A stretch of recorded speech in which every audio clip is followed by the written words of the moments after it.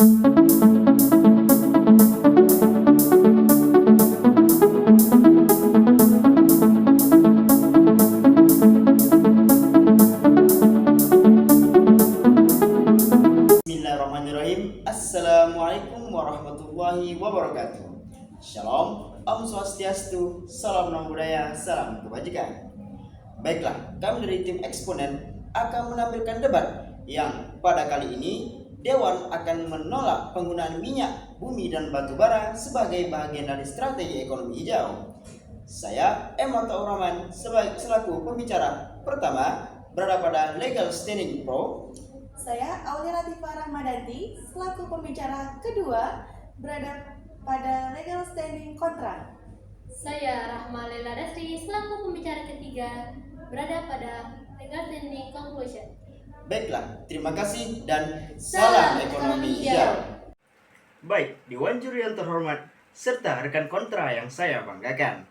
Hari ini kita berkumpul pada detik ini untuk memperdebatkan mosi yang pada kali ini saya sebagai Legal Standing Position Pro mendukung mosi pada menolak penggunaan minyak bumi dan batu bara sebagai strategi dari ekonomi hijau.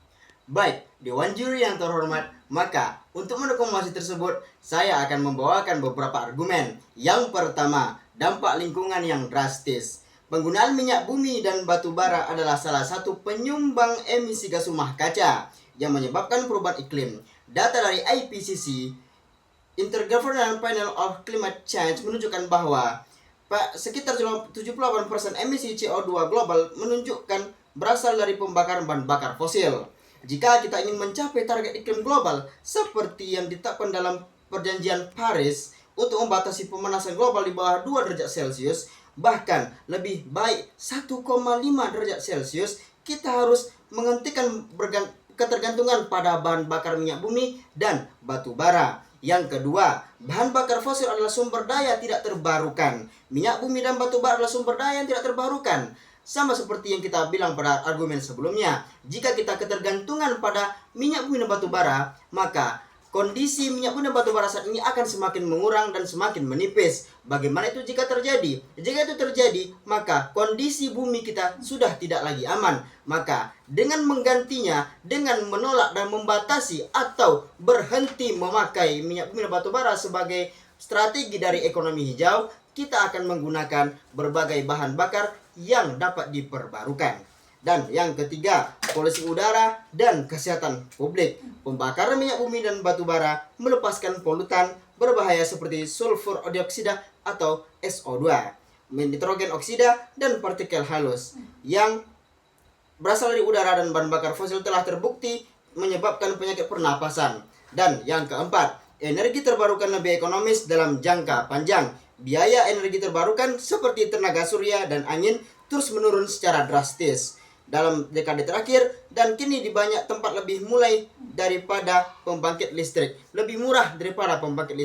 Itu yang setelah kami sebutkan pada argumen sebelumnya. Maka menurut saya sebagai Legal Standing Position Pro pada mosi kali ini sangat mendukung mosi tersebut untuk menolak penggunaan minyak bumi dan batu bara sebagai bagian dari strategi ekonomi hijau. Saya selaku Legal Standing Kontra tidak setuju dengan mosi yang diberikan pada kesempatan kali ini, karena mosi kita adalah menolak penggunaan minyak bumi dan batu bara sebagai bagian dari strategi ekonomi hijau. Pada pertemuan World Economic Forum yang dilakukan secara virtual dari Istana Kepresidenan di Bogor, Jawa Barat, hari Kamis pada tanggal 20 Januari tahun 2022, Presiden Joko Widodo telah memaparkan bahwa ada beberapa strategi dan kebijakan yang akan dilakukan oleh pemerintah untuk mendukung mutu ekonomi hijau, di mana minyak bumi dan batu bara dimasukkan ke dalam strategi atau bagian dari strategi ekonomi hijau. Ekonomi hijau sendiri adalah model pembangunan yang dilakukan oleh pemerintah dalam mendukung pertumbuhan ekonomi dan peningkatan kualitas lingkungan hidup, yang dimana diharapkan dengan adanya ekonomi hijau ini dapat menciptakan peluang kerja atau green jobs dan dapat menciptakan peluang investasi atau investment, grand investment. Dewan juri yang terhormat dan teman berpikir yang saya segani. Berdasarkan argumen dari pembicara satu sebagai tim pro dan pembicara kedua sebagai tim kontra, dalam mosi, Dewan ini menolak penggunaan minyak bumi dan batu bara sebagai bagian dari strategi ekonomi hijau. Maka saya selaku pembicara ketiga sebagai legal standing conclusion akan menyampaikan alur dan kesimpulan debat mosi kali ini. Ditinjau dari tim pro yang menyampaikan bahwa ia setuju dengan mosi karena beberapa alasan. Yang pertama, dampak lingkungan yang cukup drastis. Penggunaan minyak bumi dan batu bara adalah salah satu penyumbang utama emisi gas rumah kaca yang menyebabkan perubahan iklim, yakni seperti banjir, kekeringan, kenaikan permukaan laut yang menghancurkan ekosistem dan mengganggu kehidupan manusia.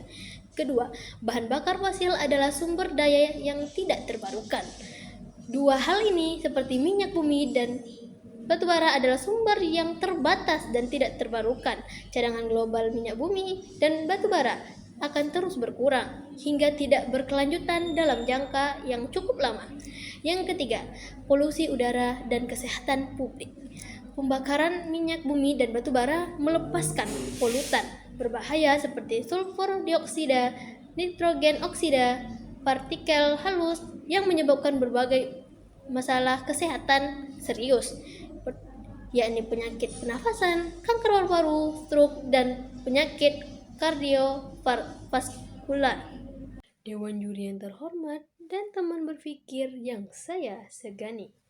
Keempat, energi terbarukan lebih ekonomis dalam jangka yang panjang. Biaya energi terbarukan seperti tenaga surya dan angin terus-menerus drastis menurun dalam dekade terakhir, dan kini banyak tempat yang lebih murah daripada pembangkit listrik berbahan bakar fosil.